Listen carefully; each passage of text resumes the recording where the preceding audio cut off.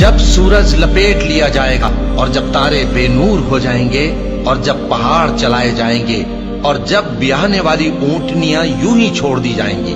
اور جب وحشی جانور جمع کیے جائیں گے اور جب سمندر آگ ہو جائیں گے اور جب روحیں جسموں سے ملا دی جائیں گی اور جب اس بچی سے جو زندہ دفنا دی گئی ہو پوچھا جائے گا کہ وہ کس گناہ کے سبب قتل کر دی گئی اور جب اعمال کے دفتر کھولے جائیں گے اور جب آسمان کی کھال کھینچ لی جائے گی اور جب دوزخ کی آگ بھڑکائی جائے گی اور جب بہشت قریب لائی جائے گی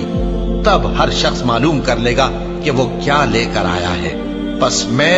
ان ستاروں کی قسم کھاتا ہوں جو پیچھے ہٹ جاتے ہیں اور جو سیر کرتے اور غائب ہو جاتے ہیں، اور رات کی قسم جب وہ پھیلنے لگتی ہے، اور صبح کی قسم جب وہ نمودار ہوتی ہے، کہ بے شک یہ قرآن اس فرشتہ عالی مقام کا سنایا ہوا پیغام ہے جو صاحب قوت ہے، مالک عرش کے ہاں اونچے درجے والا ہے، سردار ہے، ساتھ ہی امانت دار ہے۔ اور مکے والو تمہارے رفیق یعنی ہمارے پیغمبر صلی اللہ علیہ وآلہ وسلم دیوانے نہیں ہیں، اور بے شک انہوں نے اس فرشتے کو آسمان کے کھلے کنارے پر دیکھا ہے،